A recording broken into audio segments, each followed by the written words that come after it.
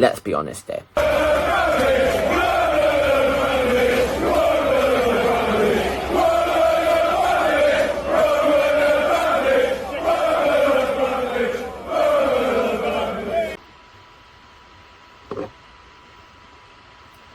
Can everyone open their eyes and see everything for what it is?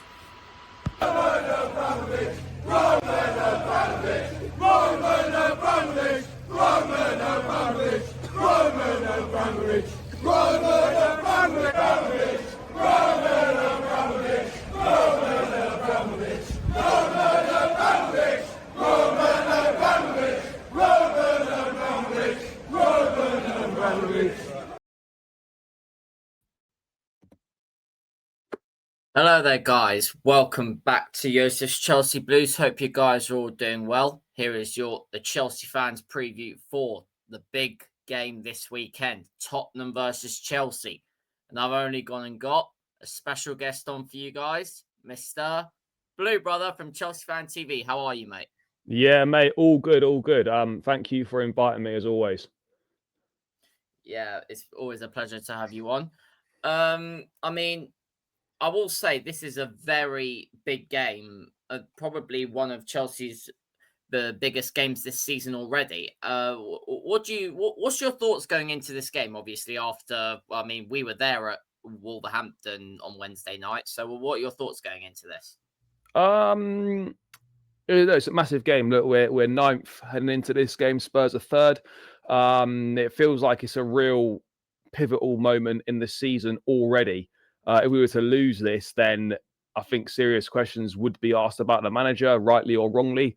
We would drop into the bottom half of the table, most likely after 10 games, which, given the run of fixtures we've had, would be totally unacceptable. So, you, as a Chelsea fan, you sort of always feel confident heading into a game against Spurs, but at the same time, this feels like the least confident I've been heading into a game against Spurs for quite a while. I don't think it's going to be anything like the last two seasons we've gone there with Postecoglou in charge, where there's been the high line, there's been loads of space in behind. Spurs are a proper outfit now. They're well coached by Thomas Frank. They're defensively pretty good. They're dangerous from set pieces. They've got long throws from Danso. They get great set piece delivery. Van der Ven. So they're going to pose us some serious problems. And I don't expect, because we've scored 4 goals in the last 2 times we've gone to Spurs. I'd be stunned if we scored 4 goals against Tottenham on Saturday. So, yeah, feel a bit nervous about this one, to be perfectly honest, because there's already so much riding on it. And, Spurs, a draw is sort of all right for them. A draw isn't really that great for us. I almost feel like we have to go and win this game.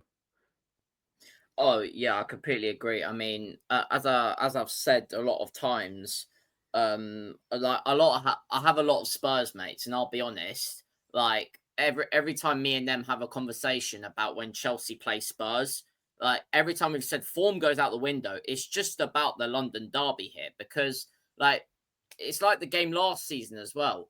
Like we weren't, I'd say, in the best form when they came to Stamford Bridge as well, and we still went and got the win there. And even when we went away there, we were in better form. But again, Tottenham started well that game, so we've got to remember, like, this game could go either way, couldn't it? Oh yeah, 100%. Yeah, I mean it's like that of any game, but yeah, I mean we have tended to start games quite slowly. In general this season, I know we've scored twice in the first 5 minutes in the last 2 games against Wolves and obviously against Sunderland, but generally speaking, we've not been able to string a consistent performance together over best part of 90 minutes. We get maybe a 45 minutes performance, or we get a 30-minute performance or whatever, but we lack that consistency over a 90-minute game. We went 2 goals down last season, proper early doors, through defensive mistakes, Cucurella slipping over, not defending well. And my big concern once again is the defence. Now, look, the Spurs front line is not particularly good, let's be perfectly honest. Tell, Richarlison, Odegaard, not really doing much. Xavi Simons had a difficult start. Kudos has probably been their best, but he's not scored a lot of goals, but he has been providing. So you sort of look at it against a quite a blunt attack in terms of what they're producing against a defence that is making mistakes left, right, and centre. Something's going to have to give, because the two of them probably aren't going to cancel each other out. So I don't worry about us too much going forward or in midfield, but it's the same thing that's plagued us all season. I massively worry about us defensively, and I worry about how we're going to deal with set pieces. Yeah, exactly. Yeah, again, I agree with you. Going forward, I think we're amazing, and even in the midfield, we've got Caicedo, Enzo, and Lavio there. But the thing is, again, you've said it there. It's our defense. Like I was talking with a lot of my mates before the Wolves game, and they were asking me, "Are you scared of Wolves?" And I was like, "No, I'm not scared of Wolves. I'm scared of us handicapping ourselves and being rubbish defensively." And you've just topped it off there with what you said. So yeah, I completely agree. And yeah, going into this game, like yeah, you said, Spurs front line isn't really that dangerous. The only really one I'd say that has been shining is Kudus.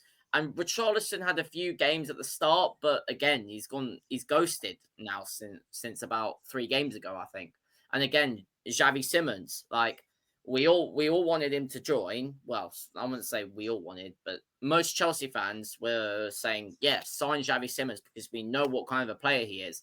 But again, like you said, he's had a tough start at Spurs. So would you call Xavi Simmons a flop at the moment, or do you still think we need to see a lot more of him? No, no. I mean, it's fans are so quick nowadays to write players off after like literally a handful of games.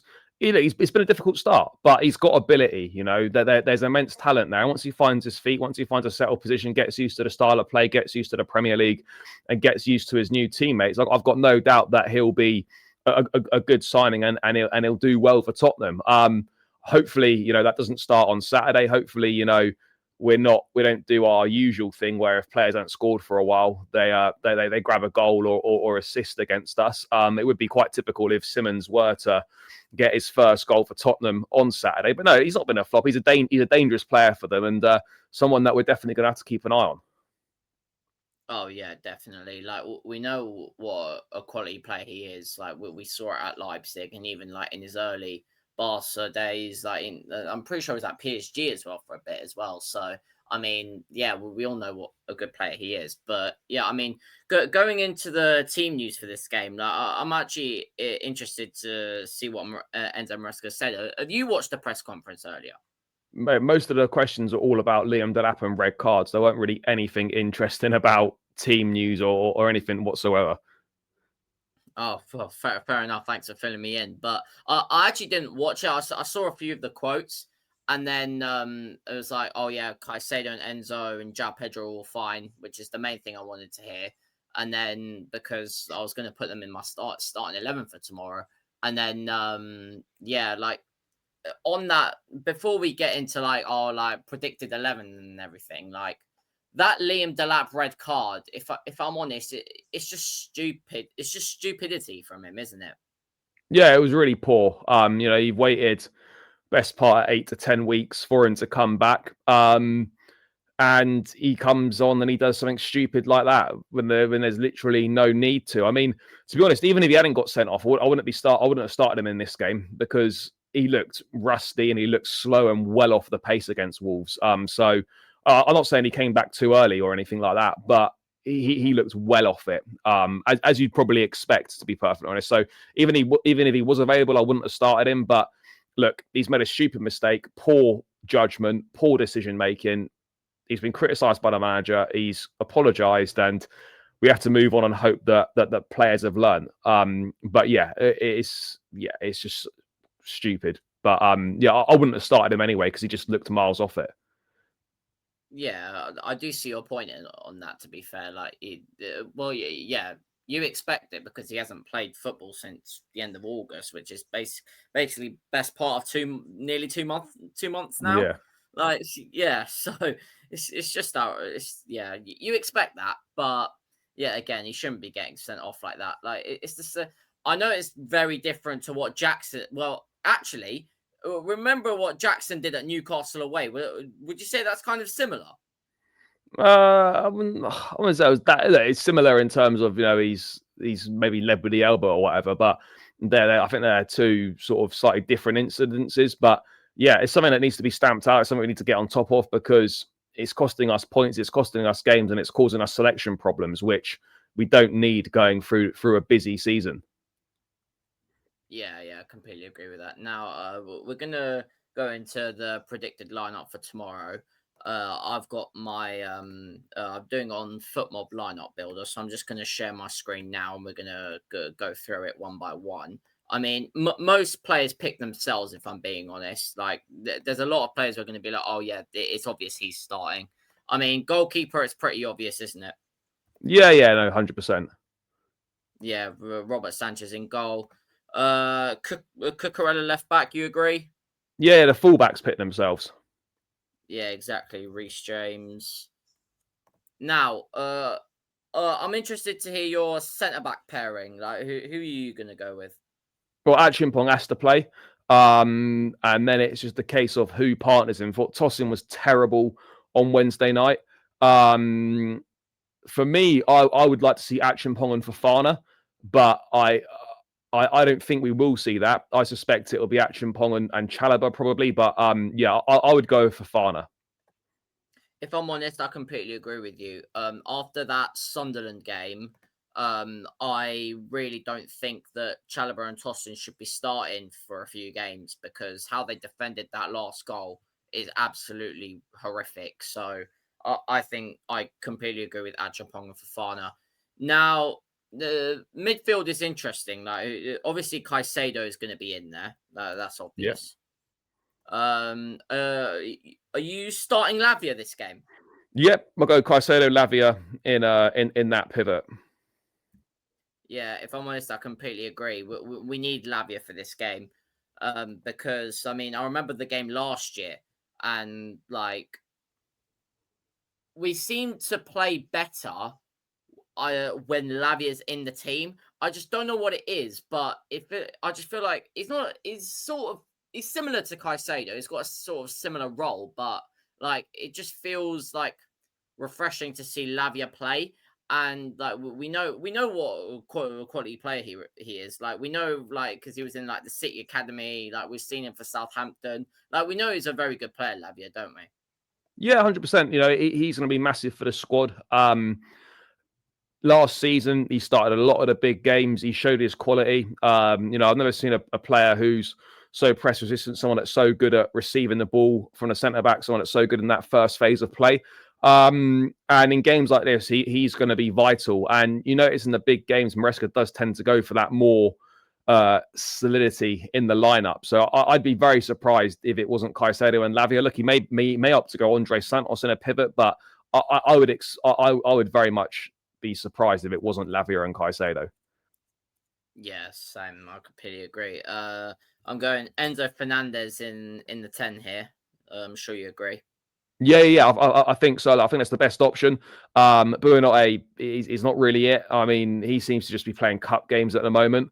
And yeah, Joao Pedro, you could play him in a 10 and play Guy up top, but for me, Guy is not really of the level required. And I think in this game, you would just, even though Joao Pedro's been poor, you would still rather have him in the 9. Yeah, I mean, with the fact you've said that, I'm going to put Jao Pedro there. Well, obviously, I mean, to be fair, a lot of people are saying that they would start Liam Delap against Spurs. Like, I kind of see their point, but then when you've said it now earlier that you wouldn't really start him because of how rusty he was, I do see both sides. But like, where do you stand on that with the people that said they would have started Liam Delap against Spurs?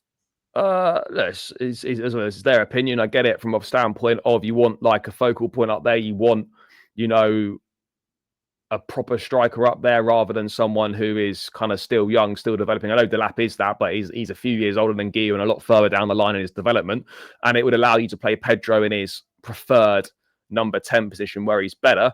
But we obviously haven't got that option anymore. So it's kind of simple as that, really. Yeah, fair enough. I see your point. Now the wingers. Now there's a lot of ways you can go with this here. Now a lot of people are going to say start Garnacho in this game. A lot of people are going to say start Esteval. Now I would agree with starting Esteval here, and like with Pedro Neto as well. Like who are your two wingers that you would start? I mean, I'm guessing Esteval is one of them. Yeah, Esteban has to start, and I think he will start. He obviously come off early in the week against Wolves. I'd be very surprised if he didn't start. He has to be playing. And then on the other side, as much as Gittins has really improved in recent weeks in terms of really good performance against Ajax and against Wolves, I think I think Neto should play because again, Spurs have got fullbacks that like to get forward in Porro and a doggy. You're going to need someone you're going to need wingers that are going to track back defensively and put that work rate in. And Pedro Neto does give you that, even if he's not always got the best end product. And Gittins coming on maybe against a tiring defense in the last sort of 25, 30 minutes could be a useful weapon for us. So, look, Neto and Esteval. But if you were going on form, you would probably have to put Gittins and Esteval. But yeah, I suspect that it'll be Neto and he'll go Gittins on the bench. Yeah, fair enough. And let's say if he was to put Gittins in the left wing instead of Neto, would you be angry at that? No, I wouldn't be angry with that because you're picking players on form, and you know, and that's the way that it should be. I don't have an issue either way if it's Esteval and Gittins or if it's Neto and Gittins, but I don't believe that Garnacho should be starting this game.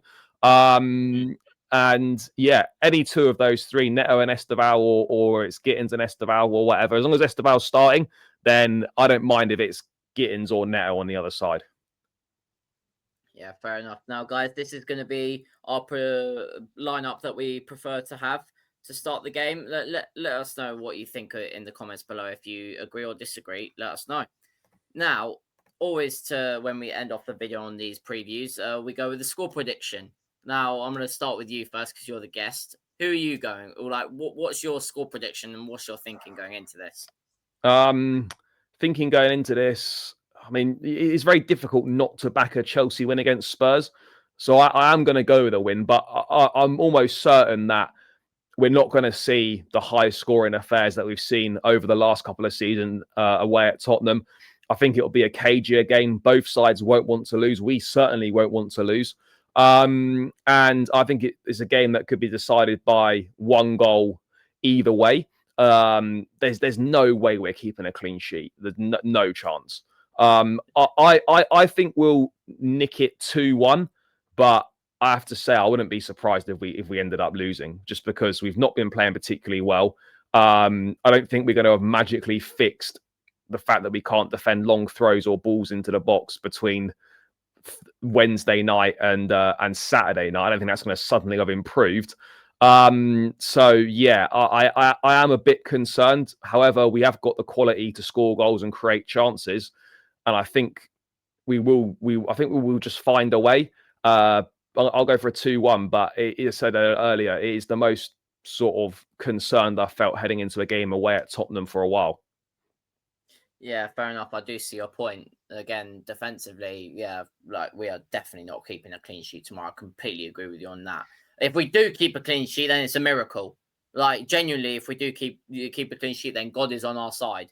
But yeah, I will say this is now we always going into sometimes people think, oh, it's Spurs, but no, the way we're going into this now with the form we're on, I'm genuinely thinking that this is Spurs' best chance to beat us. But I still don't think they do because it's Spurs. I think that we actually go there and win 3-2. I don't know what it is. I just have this feeling that we always turn up in these big games. It always happens. Like we turn up against Liverpool, although that was at home and Liverpool were on, you could say, bad form, and Spurs aren't in that bad form at the moment. They've just come off a Everton 3-0 win. I mean, they did lose against Newcastle 2-0 away in the Carabao Cup, but Newcastle away is always a write-off for people, unless you're Arsenal. But, like, yeah, I think a 3-2 win tomorrow, and yeah, I think tradition will always come back because we always beat Spurs for the last few years anyway. But yeah, that's what I think. And we're going to end it there. Thank you very much, Charlie, for coming on. It's always a pleasure having you. No problem at all, mate. Anytime, no worries. Yeah, make sure you guys subscribe to Charlie. I'll leave a link down below in the description.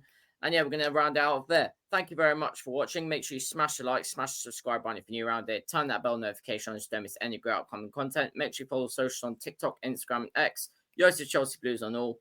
Hashtag road to 600 subs. Again, I'll leave a link to Charlie. Subscribe to him. Good videos on there. Make sure you subscribe because I mean, you've already got a preview out, haven't you, for this game? Yeah. That's out. Yeah, yeah. Make sure you go and check that out because I've actually watched it already. It's actually pretty good. So yeah, make sure you watch that. And yeah, we will see you tomorrow for Tottenham away. In a bit, up the Chelsea, and we're out. Peace.